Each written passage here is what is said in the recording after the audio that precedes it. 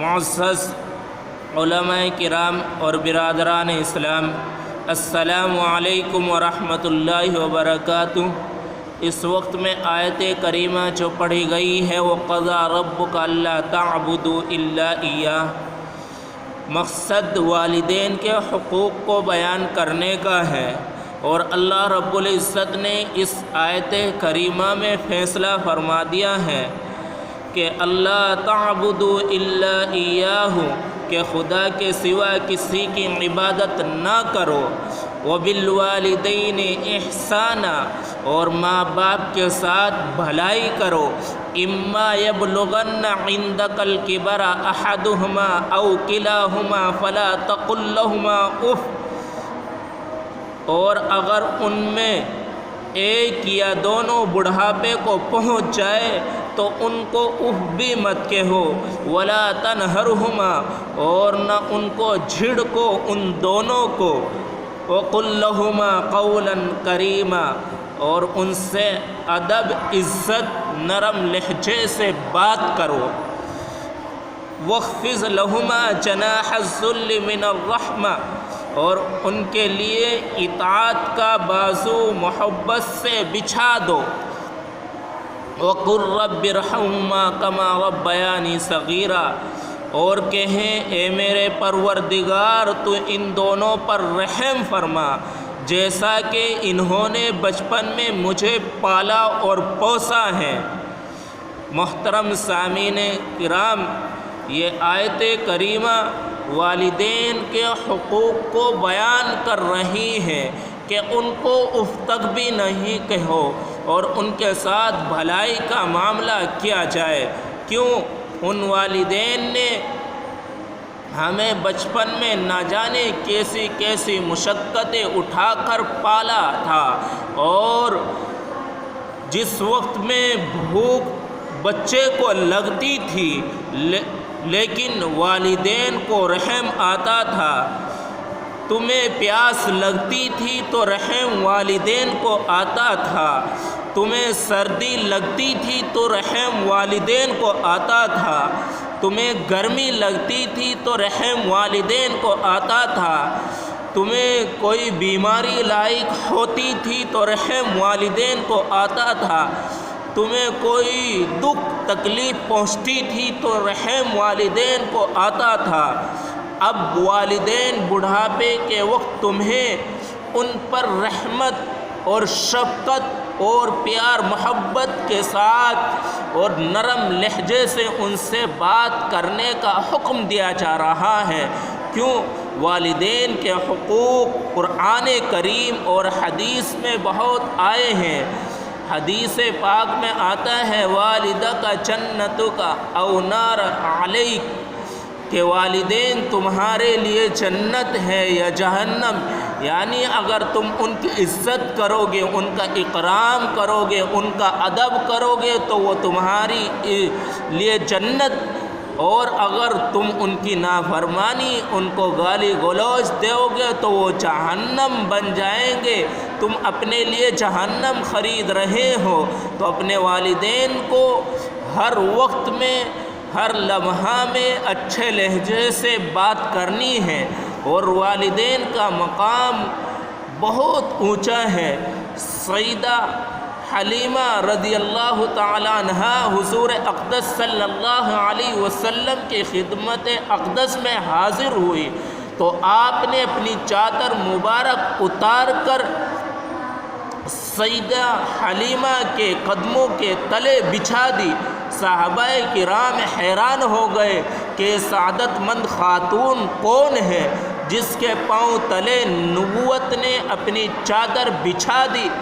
اندر صلی اللہ علیہ وسلم نے ارشاد فرمایا کہ یہ حلیمہ سیدیہ ہے جس نے حضور کو دودھ پلایا تھا، جو حضور کو بچپن میں لے گئی تھی۔ یہ تھا رضائی ماں کا اعجاز۔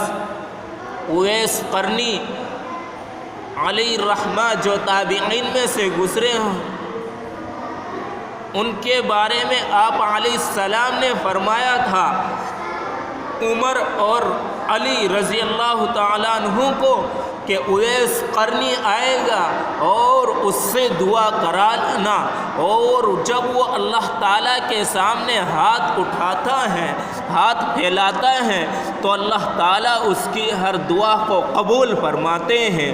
تو حضرت عمر رضی اللہ تعالیٰ عنہ حج کے دوران اعلان کیا کہ کوئی اویس ہیں تو آپ کو نہیں ملا، تو ایک بار اعلان کیا اور سب کو کھڑا کیا کہ یمن والے کھڑے ہو جاؤ، پھر ان کو بٹھایا، پھر قرن والے کھڑے ہو جاؤ، پھر قرن میں سے ایک شخص بچا، تو ان میں سے اس سے معلوم کیا کیا تو اویس کو جانتا ہے؟ فرمایا کہ جی ہاں میرا بھتیجا ہے اور وہ تو ایسا ہی ہے۔ فرمایا کہ تمہیں معلوم ہے کہ وہ اس وقت میں کہاں ملے گا، کہاں ملاقات ہوگی؟ کہ وہ فلاں جنگل میں رہتا ہے، اونٹ چرا رہا ہوگا۔ کہ تو حضرت عمر اور حضرت علی ساتھ میں چلے تو دیکھا کہ ایک درخت کے نیچے وہ نماز پڑھ رہا ہے، اور جب حضرت عمر رضی اللہ تعالیٰ عنہ ان کے پاس گئے تو وہ سمجھ گئے کہ کوئی آدمی آ گیا، تو آپ نے نماز کو مختصر کر دیا، تو آپ نے سلام پھیرا، تو عمر رضی اللہ تعالیٰ عنہ نے کہا اے میرے دوست تمہارا کیا نام ہے؟ تو اویس قرنی نہیں جانتا تھا کہ یہ کون ہے۔ فرمایا کہ میں اللہ کا بندہ ہوں، کہ بھائی جو تمہاری ماں نے تمہارا نام رکھا ہے وہ نام معلوم کر رہا ہوں۔ تو پھر کہا کہ تم نام سے کیا لو گے؟ تو حضرت علی بول پڑے کہ اے میرے دوست یہ حضرت عمر فاروق رضی اللہ تعالیٰ عنہ ہیں اور میں علی رضی اللہ تعالیٰ عنہ ہوں۔ تو وہ کانپ اٹھا اور کہ حضور مجھے معاف کر دیجئے، مجھے معلوم نہیں تھا۔ تو انہوں نے حضرت عمر نے پوچھا کیا تو اویس قرنی ہے؟ کہ جی ہاں۔ تو فرمایا کہ تو ہمارے لیے دعا کر۔ فرمایا کہ میں اس لائق کہاں ہوں کہ آپ کہاں اور میں کہاں؟ اور حقیقت بات یہ تھی کہ جس نے حضور صلی اللہ علیہ وسلم کی زیارت کر لی، آنکھوں سے دیکھ لیا، اس کے برابر نہیں ہو سکتا، لیکن وہ ہمارے لیے عبرت اور آنے والی امت کے لیے عبرت تھی کہ جو ماں کی خدمت کرتا ہے تو اللہ تعالیٰ اس کو کس مقام تک پہنچا دیتا ہے۔ کہ بھائی آپ کے بارے میں آپ علیہ السلام نے فرمایا تھا کہ تجھے دعا کرنی پڑے گی، دعا کرو۔ تو انہوں نے ہاتھ اٹھائے اور دعا کی، اور انہوں نے جب دعائیں کی تو اللہ رب العزت نے ان کی دعاؤں کی برکت سے قبیلہ کے اندر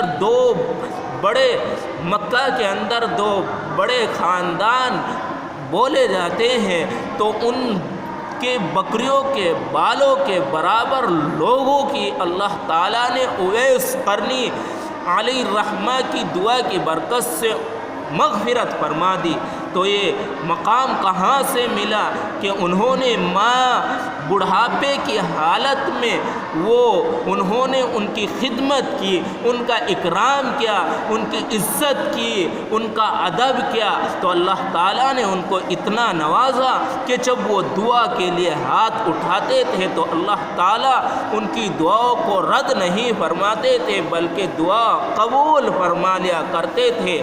آخر میں ایک بات کہہ دینا چاہتا ہوں کہ کبھی بھی ہمیں چار کاموں سے عار محسوس نہیں کرنی چاہیے، پریشان نہیں ہونا چاہیے، کہ ماں باپ کی خدمت اور مہمان کی خدمت اور اسی طریقے سے استاذ کی خدمت اور اسی طریقے سے نمبر 4 عادل بادشاہ کی خدمت۔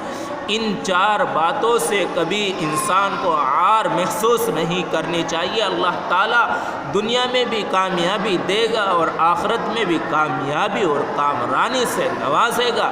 اللہ تعالیٰ مجھے بھی اور پورے امت مسلمہ کو اور جو والدین کے نافرمان ہو گئے ہیں بچے، اللہ تعالیٰ خاص طور سے ان حضرات کو بھی اپنے والدین کا ادب، اکرام اور ان کی عزت کرنے کی توفیق نصیب فرمائے۔